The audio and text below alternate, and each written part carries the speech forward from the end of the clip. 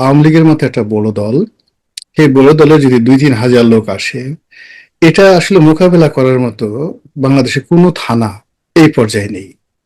বিএনপির মধ্যে যে অন্তর্দ্বন্দ্ব কোলাহল এখন এমন পর্যায়ে রয়েছে, রাজনৈতিকভাবে বিএনপি, জামাত, এনসিপি তাদেরকে আসলে আওয়ামী লীগ মোকাবেলার সামনাসামনি করতে পারবে এরকম অবস্থা নেই। যেখানে আপনি চিন্তা করেন যে একজন পাওয়ারফুল মন্ত্রী মীর শাহে আলম, তো মীর শাহে আলম বেসিক্যালি বগুড়াতে বাড়ি, এটা তার প্রথম পরিচয়। দ্বিতীয় পরিচয়, শোনা যায় তিনি তারেক রহমান সাহেবের বন্ধু। এই ভদ্রলোকের ভয়ে সে স্বরাষ্ট্রমন্ত্রীর মতো মানুষ তাকে তেল মারছে। মির্জা ফখরুল সাহেবের মতো মানুষ, সেখানে কোনো নড়াচড়া নেই। মির্জা ফখরুল সাহেব যে বাংলাদেশের একজন মন্ত্রী, তিনি যে এলজিআরডি মন্ত্রী আমরা কেউ জানি না। তার আচার আচরণ দেখে বোঝা যাচ্ছে মনে হয় যেন উনি চারণ কবি হয়ে গেছেন।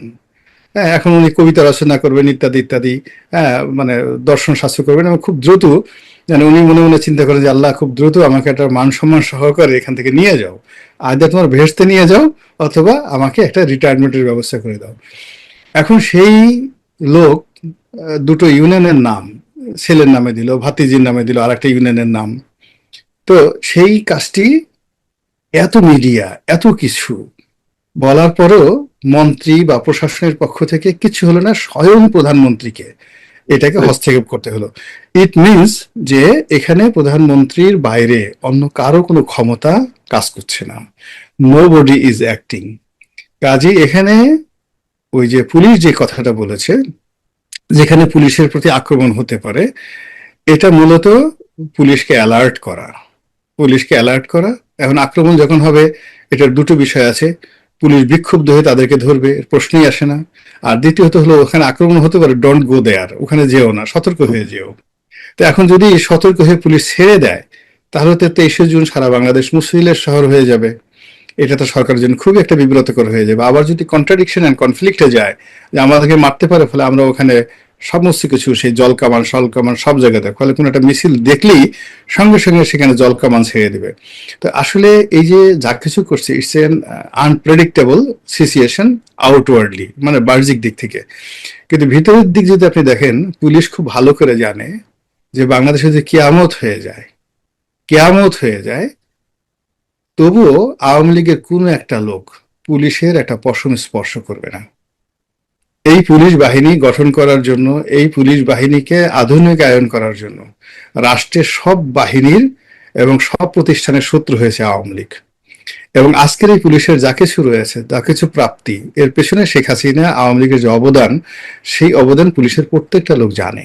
এর কারণ হলো বাহিনীগুলোর কথাগুলো নর্মালি প্রত্যেকটা বাহিনীর কথাগুলো যাকে বলা একটা ক্যারেক্টারিস্টিক্স থাকে, শত শত বছর ধরে এরা এই ঐতিহ্য লালন করে। আপনি যদি ধরেন বাংলাদেশের আর্মির মধ্যে যারা অফিসার, তাদের মধ্যে টিল নাও জিয়াউর রহমানের প্রতি প্রচন্ড একটা দুর্বলতা আছে। সে অনেকগুলো কু মোকাবেলা করেছে, অনেক অফিসারকে ফাঁসিতে চড়িয়েছে, ডাজ নট ম্যাটার, কিন্তু তার প্রতি একটা মমত্ববোধ আছে। আবার অন্যদিকে যারা সাধারণ সিপাহী যারা আছেন, সোলজার যারা আছেন, তারা কিন্তু মারাত্মকভাবে এরশাদের ভক্ত। ফলে আপনি ক্যান্টনমেন্টের এলাকাতে প্রত্যেকটা সিপাহী জাতীয় পার্টি এবং এরশাদের যারা লোকজন আছে তাদেরকে মনে প্রাণে ভালোবাসে। এখানে একটা ট্রেডিশন হয়ে গেছে। তদ্রুপ বিএনপির সঙ্গে নয়, আওয়ামী লীগের সঙ্গে পুলিশের যে সম্পর্কটা, মানে আওয়ামী লীগ সরকারটা আসলে একটা পুলিশ বান্ধব সরকার, প্রচন্ড একটা পুলিশ বান্ধব সরকার। সেটা বঙ্গবন্ধুর জামানাতে তিনি যেমন প্রোটোকল নেননি, পুলিশের উপর নির্ভর করেছেন। আর শেখ হাসিনা তো পুলিশকে পারলে তো পুলিশের হাতে সবকিছু ছেড়ে দেন। ফলে এটা পুলিশ অনুভব করে। ফলে সেই অনুভবের জায়গা থেকে যেটাকে বলা অ্যাট্রোসিটি যেটা বলা হয়, এটা নিষ্ঠুরতা কখনো পুলিশ দেখাবে না। তারা মামলা করবে, গ্রেপ্তার করবে, হামলা করবে, যা কিছু করবে সেটা হলো ওই এলাকার যে পলিটিক্যাল যে পরিস্থিতি, সেই পরিস্থিতিকে কমপ্লাই করার জন্য, তার চাকরি বাঁচানোর জন্য। এই বাংলাদেশে বহু মানুষ রয়েছে যারা আওয়ামী লীগ দ্বারা উপকৃত, শেখ হাসিনা দ্বারা পার্সোনাল উপকৃত। যারা ক্ষতি হয়েছে তারা তো শেখ হাসিনাকে গালাগালি করবেই। এখন বিএনপির অনেক লোক ক্ষতিগ্রস্ত, তারা গালাগালি করবে, কিন্তু যে মানুষগুলো উপকার পেয়েছে তারা কি করবে? তারা শেখ হাসিনাকে চাইবে। আর যদি শেখ হাসিনা না পায়, আল্লাহর কাছে দোয়া করবে, আল্লাহ শেখ হাসিনাকে এনে দাও। তারা মানে কান্নাকাটি করবে, আফা কবে আসবে, ইত্যাদি ইত্যাদি হবে। এরভাবে তো হবে না। এখন এই যে বেনজির এত খারাপ বলে সব মানুষ, এখন বেনজিরের দ্বারা তো বহু মানুষ উপকৃত হয়েছে। আপনি হারুনকে যত খারাপ বললেন না কেন, হারুনের দ্বারা তো বহু মানুষ উপকৃত হয়েছে। মেজর জিয়াউল হাসানকে আপনি যত খারাপ বলেন, যত খারাপ বলেন, খারাপ লোক খারাপ বলুক, কিন্তু তার দ্বারা যারা উপকৃত হয়েছে তারা তো তার জন্য দোয়া করবে। তা আওয়ামী লীগ 17 বছরে, হ্যাঁ, তা আওয়ামী লীগ 17 বছর থেকে শুধু তো খারাপ কাজ করেনি, এই যে ভালো কাজগুলো যেগুলো করেছে, এখন এই আওয়ামী লীগের বিপদের সময় এই জিনিসগুলো রসায়ন হচ্ছে। এই রসায়নগুলোই জামাত, এনসিপি এবং বিএনপি, এগুলো তাদেরকে পলিটিক্যালি, মেন্টালি, সোশ্যালি, স্পিরিচুয়ালি এগুলোকে মোকাবেলা করতে। ঢাকা শহরে কাক নেই। আপনি একবার চিন্তা করতে পারছেন যে আওয়ামী লীগের আমাদের এত কাক ছিল, হঠাৎ করে ঢাকা শহরে কাক নেই, গ্রাম্য কাক নেই। আপনি বুঝতে পারছেন এটা প্রকৃতির এটা কত বড়, না এটা প্রকৃতির একটা বিরাট অভিশাপ। আর প্রকৃতিতে কাক না থাকা মানে একটা অভিশাপ, এটা জানেন? এটা আপনি যখনই কোনো একটা সমাজে কাক না থাকবে, কাককে বলা হয় প্রকৃতির ডাস্টবিন। আমাদের রোগ, জীবাণু, ময়লা আবর্জনা দূর করা থেকে শুরু করে প্রকৃতি। কিন্তু ঢাকা শহরে আপনি হঠাৎ করে দেখেন গত ইউনূসের জমানা থেকে এই পর্যন্ত ঢাকা শহরে কাক নেই, কোনো কাকের ডাকাডাকি নেই। তাহলে এই যে আল্লাহর যেটা গজব নাজিল হয়ে গেছে ইউনূসের জমানা থেকে এই কাকের মাধ্যমে, এটা বোঝার ক্ষমতা তো আপনাকে থাকতে হবে। You must have the special knowledge. হঠাৎ করে কাক নেই কেন? আপনি চারিদিকে দেখবেন কুকুরগুলো ডাকছে না আগের মতো। এই যে কুকুর যে ডাকছে না, কেন কুকুর ডাকছে না? সে নীরব হয়ে আছে কেন? আমাদের সমাজের এত নেড়িকুত্তা, এত কিছু চলতেছে, হঠাৎ করে কুকুর কেন? আপনাকে এই জ্ঞানগুলো সরকারের, আপনি দেখেন এই আধ্যাত্মিকতার জ্ঞান আপনার কার আছে বলুন তো? এই সরকারের মধ্যে কার আছে যে কুকুর কেন ডাকে না, কাক কেন শহর ছেড়ে চলে গেল? কিংবা সম্রাট আকবরের সময় মোল্লা দো পেঁয়াজার যে গল্প, সেই বিখ্যাত গল্প, বলেন তো দিল্লিতে কত কাক আছে, এত কিছুর মধ্যে কাক কেন আসলো? মানে কাক যে প্রকৃতির একটা অত্যন্ত গুরুত্বপূর্ণ এলিমেন্ট, এর সঙ্গে কাকের উপস্থিতি, কাকের ডাকাডাকি, কুকুরের ডাকাডাকি, এগুলোর সঙ্গে সমাজের অনেক কিছু নির্ভর করে। এই জিনিসগুলো, এই সমাজ স্টপ হয়ে আছে, এই প্রকৃতি কাঁদছে, এই মানে আকাশ স্তব্ধ হয়ে আছে। ফলে এখানে হিসাবের বাইরে গিয়ে কেউ যদি প্রকৃতির আইন ভঙ্গ করার চেষ্টা করে, it will create a disaster, একটা ডিজাস্টার তৈরি হয়ে যাবে। স্পিরিচুয়াল যে জ্ঞান কিংবা সাইকোলজি বা অন্যান্য সমাজ বিজ্ঞান সবকিছু দিয়েই বলছেন, তাহলে আমরা কি ধরে নেব 23শে জুন বিশেষ কিছু ঘটতে যাচ্ছে? তা কি ঘটার না, কোনো সম্ভাবনা আছে? প্রত্যেক দিন 23শে জুন কিছুই ঘটবে না, কিন্তু 23শে জুন যা ঘটার তার চেয়ে বড় ঘটনা মানে আলটিমেটলি ঘটে চলছে। না, আমরা যে 23শে জুনকে কেন্দ্র করে ভয় পাচ্ছি, পুলিশ রেড অ্যালার্ট জারি করছে, পুলিশ ভয় পাচ্ছে বা বলছে আমাদের প্রতি আক্রমণ হতে পারে, এটা হলো আওয়ামী লীগের যে প্রতিষ্ঠা বার্ষিকী, এই প্রতিষ্ঠা বার্ষিকীর প্রাথমিক বিজয়, একেবারে প্রাথমিক বিজয়। নর্মালি কি হওয়া উচিত ছিল? এই যে 23শে জুন তো 2025 সনেও গেছে, আমরা কি টকশো করেছি, কথা বলেছি? 23শে জুন তো, হ্যাঁ, আমরা এটা নিয়ে কোনো কথাই বলিনি, কোনো কথা বলিনি। এখন 23শে জুন 25 সালে কথা বললাম না, 26 সনে এসে আমরা 23শে জুন নিয়ে কথা বলছি কেন? যখনই কথা বলছি it means this date has a significant value. এই যে ভ্যালুটা তার আছে, এটাই তাদের প্রাথমিক বিজয়। ওই দিন কিছু হলে সেটা হবে বোনাস, কিন্তু যা ঘটার তা আলটিমেটলি ঘটে গেছে। আপনার কি মনে হয় যেভাবে চলছে, অর্থাৎ আওয়ামী লীগ রাজনৈতিক কার্যক্রম নিষিদ্ধ অবস্থায় আছে এবং সরকারের মধ্যে সম্ভবত উপর থেকে যেটা বোঝা যাচ্ছে যে একটা স্বস্তি হয়তো আছে, ঠিক আছে আওয়ামী লীগ নিয়ে যা আছে তাই দিয়ে আমরা রাজনীতি করি, আওয়ামী লীগ আসলে আবার কোন ঝামেলা হবে, রাজনীতি উত্তপ্ত হয়ে উঠবে, যদি এরকম না হতো তাহলে তো আওয়ামী লীগ রাজনৈতিক কার্যক্রমের উপর নিষেধাজ্ঞার যে বিষয়টি নির্বাহী আদেশের মাধ্যমে হয়েছিল সেটি আইনে পরিণত হতো না। এই কারণে সম্ভবত হয়েছে, অথবা আরেক গ্রুপ বলে বা কেউ কেউ বলে যেটি আসলে আমাদের প্রধানমন্ত্রী বিষয়টি আদালত ঘাড়ে দিয়ে দিয়েছেন, আওয়ামী লীগ থেকে কেউ একজন রিড করবে, হয়তো বৈধ হয়ে আসতে পারে, নানান ধরনের মতভেদ আছে। কিন্তু আপনার কাছে আমার প্রশ্ন যে এতে করে কি সরকার খুব লাভবান হচ্ছে সেই রাজনৈতিক শূন্যতার সৃষ্টির মধ্য দিয়ে বা আওয়ামী লীগ মতের দলকে একেবারে কোণঠাসা করার মধ্য দিয়ে? প্রথমত এই কাজটি সরকার বুঝে করেনি, বুঝে করেনি। মানে যে কারণেই করুক, কোর্টে দেখ আমরা যত কিছুই করি না কেন, কাজটা খুবই অন্যায় হয়েছে এবং এই কাজের খেসারত আগামী দিনে বিএনপিকে দিতে হবে, ভীষণ রকম বিএনপিকে দিতে হবে, জামাতকেও দিতে হবে, অন্যান্য রাজনৈতিক দলকে দিতে হবে এবং রাজনৈতিক অঙ্গনকে দিতে হবে। This is one. দুই নম্বর হলো যে আওয়ামী লীগ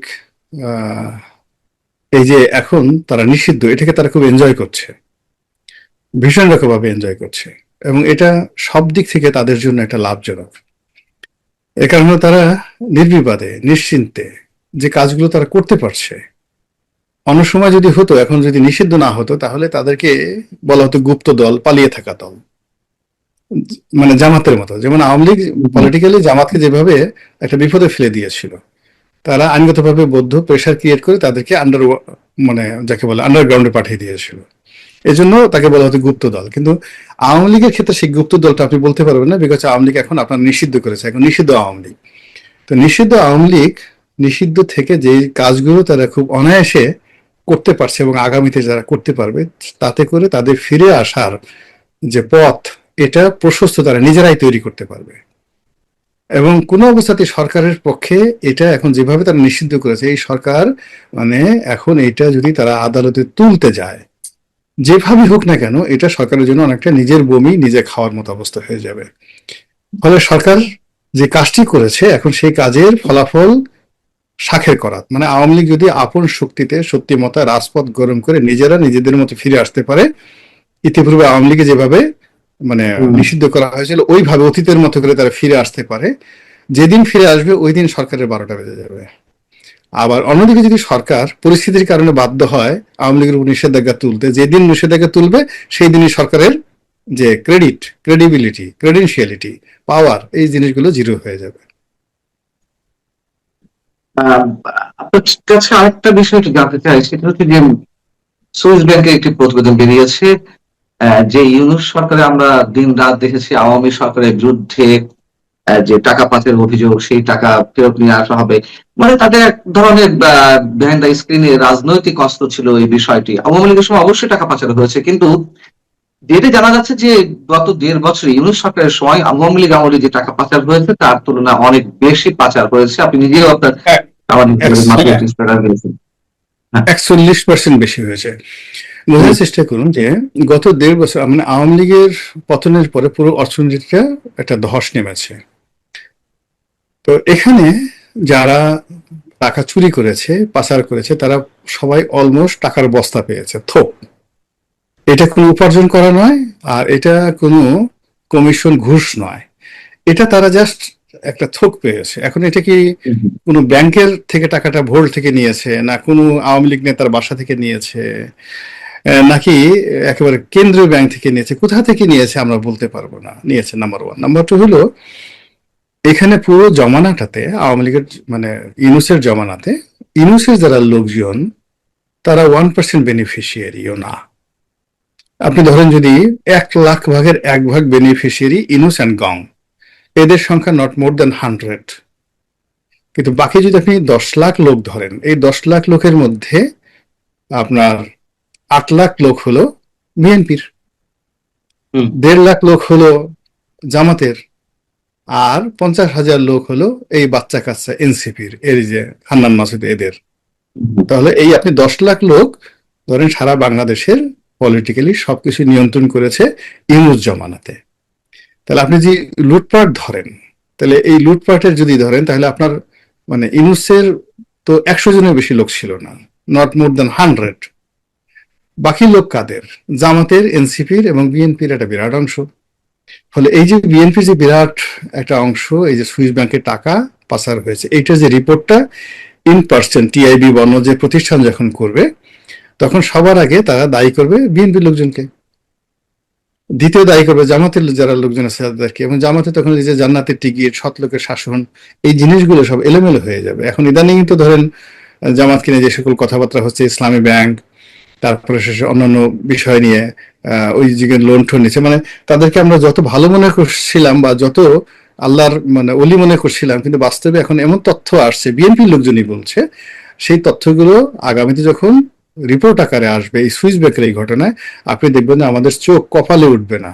আগে তো বললাম চোখ কপালে উঠে, আমাদের এই সমস্ত কথা শোনার সাথে যে চোখ চান্দিতে উঠে যাবে। মাথার ওই যে যেখানে মাথার মুড়ি থাকে, সে চান্দির উপর দেখবেন 2টা চোখ উঠে গেছে আর কি। এই অবস্থা, আকাশের দিকে তাকায় ছাড়া কোনো উপায় নাই আর কি। আর সামনে কপালে চোখ উঠলে তো ব্যাটারির মতো, টর্চের মতো দেখা যাবে, চোখ চান্দির মধ্যে 2টা চোখ থেকে যাবে চুলের মধ্যে। তা এরকম অবস্থা তৈরি হয়ে যাচ্ছে। এবং সবচেয়ে দুর্ভাগ্য হলো, ওই যে বিএনপির আগের জমানাতে আপনি দেখেন যে একটা ব্যাড ইনস্ট্রুমেন্ট ছিল যে 5 বার দুর্নীতিতে চ্যাম্পিয়ন। আপনি দেখেন এইবার মানে যে রিপোর্ট আসছে, টিআইবির যে রিপোর্ট আসছে, সেই রিপোর্টে দেখেন কোন জায়গাতে আসে। এই যে টিআইবির গ্রুপের সাথে যে প্রধানমন্ত্রীর দহরম মহরম সম্পর্ক, তার বারবার যে তুয়াজ করছে, তদবির করছে, এর কারণটা কি? কিন্তু ঘটনা তো আসলে বাংলাদেশের ইফতেখার সাহেবের কিছু করার নেই। এগুলো একটা সিস্টেম অনুযায়ী এই রিপোর্টগুলো হয়, এবং সেই রিপোর্টগুলো জার্মানি থেকে যেভাবে তৈরি করা হয়, বাংলাদেশ এখানে তাদের খুব 10% অ্যাক্টিভিটিস থাকে। এখন সেই তথ্যগুলো তারা যেখান থেকে নেয়, সেই তথ্যের ভিত্তিতে যে ভয়াবহ চিত্র তুলে আসছে, সুশাসন, তারপর শেষে অবিচার, অনাচার, ঘুষ, দুর্নীতি, এটা রীতিমতো আওয়ামী লীগ না বিএনপিকে এমন ভোগাবে যেটা অতীতে যে কোনো সময়। এবং দেখেন আসলে কয় না যে মানুষের তকদির, চার আঙ্গুল কপাল, কখনো আপনি কবরে যান, কবরও আপনার সাথে কপাল যাবে। তো 2001 থেকে 2006 সনে বিএনপির যে সমস্যাগুলো ছিল, এবার আমরা সবাই আশা করেছিলাম যে সেই সমস্যাগুলো থাকবে না। কিন্তু এখন বলেন তো, 2001 সন থেকে এই পর্যন্ত ওই সময় যে সমস্যাগুলো ছিল তার কোনটা এখন নাই? জাস্ট আক্স ইউরোসিয়ান। তো যার জন্য হয় কি, এই সামনে যে দিনগুলো আসছে, এই দিনগুলো বিএনপি যত মানে যাকে বলা হয় ভুল করবে, যত মানে তার দুর্নাম হবে, বদনাম হবে, তত বেশি এই যে 23শে জুন নিয়ে মানুষের আতঙ্ক বাড়বে। এবং ঘুরে ফিরে ইউনূসকে নিয়ে আমরা যত গালি দেই না কেন, আলটিমেটলি গালিগুলো তারেক জিয়ার ঘাড়ে আসবে। এর কারণ হলো, বর্তমান সরকারকে তো বলা হয় যে ডক্টর ইউনূসের version 2, second version, second edition, দ্বিতীয় সংস্করণ। তার মানে যত সব লোকজন রয়েছেন, আমির উমরা থেকে শুরু করে পাইক পেয়াদা, সিপাহি সালার, সবই তো মানে ইনুজ্জামানার সবকিছু। এখানে তো তেমন কিছু আপনি নতুন কিছু করতে পারেননি, নতুন কোনো কিছু করতে পারেননি। তো সেই জায়গায় থেকে মানে যে কিছু একটা হবে, ভালো কিছু হবে, এটা আশা করা যাচ্ছে না। বরং উল্টো যেটা হচ্ছে সেটা হলো যে আওয়ামী লীগ যদি নিয়মতান্ত্রিকভাবে না আসে, অ্যাক্সিডেন্টালি আসে, সারপ্রাইজিংলি আসে, that will be disaster for the whole nation, everybody. বুঝতে পারছেন? আপনি যখন একটা বাঁধ ভেঙে যায়, কোনো একটা বাঁধ ভেঙে যায়, সেটা ফারাক্কার বাঁধ হোক আর যেটা হোক, যদি বাঁধ ভেঙে যায় এবং সেখানে বাঁধের দ্বারা যে পানির যে স্রোতটা আসে, ওটা কিন্তু সবকিছু তছনছ করে ফেলে। ফসলের মাঠ ঘাট, বাড়ি ঘর, জায়গা জমি, মানুষের জীবন, পশু টশু সব ভাসিয়ে নিয়ে যায়। নর্মাল বন্যা আর বাঁধ ভাঙা বন্যা কিন্তু ডিফারেন্স। তো একটা নিয়মতান্ত্রিক উপায়ে আওয়ামী লীগ রাজনীতি করবে, মাঠ দখল করবে, সবকিছু করবে, সেটা মানে একেবারে নর্মাল বন্যার মতো একটা বন্যা হচ্ছে, আওয়ামী লীগ বিজয়ী হয়েছে। কিন্তু যদি হঠাৎ করে এরকম ঘটনা ঘটে, অর্থাৎ কাপ্তাই লেক যদি বর্ষাকালে ভেঙে যায়, কাপ্তাই লেক বর্ষাকালে যদি ভেঙে যায়, তখন যে অবস্থাটা হবে, আপনার বর্ষাকালে যদি হঠাৎ করে ফারাক্কা ব্যারেজটা ভেঙে যায়, আপনি দেখবেন যে পুরো রাজশাহী শহর উড়ে গেছে, রাজশাহী শহর কিছু থাকবে না। মানে এমন একটা অবস্থা, রাজশাহী শহর কিছু থাকবে না। সম্ভাবনা কোনটি? অ্যাক্সিডেন্টালি ফেরার সম্ভাবনা, মানে আপনার অতীত অভিজ্ঞতা থেকে বা ভূ রাজনৈতিক জায়গা থেকে, আন্তর্জাতিক বিভিন্ন এক্সাম্পল তো নিশ্চয় আপনার সামনে আছে, সেই জায়গা থেকে যদি প্রশ্ন করি যে এই মুহূর্তে তাহলে আওয়ামী লীগের ফিরে আসার পথটি কি অ্যাক্সিডেন্টালি নাকি নিয়মতান্ত্রিক ভাবে হওয়ার সম্ভাবনা আছে?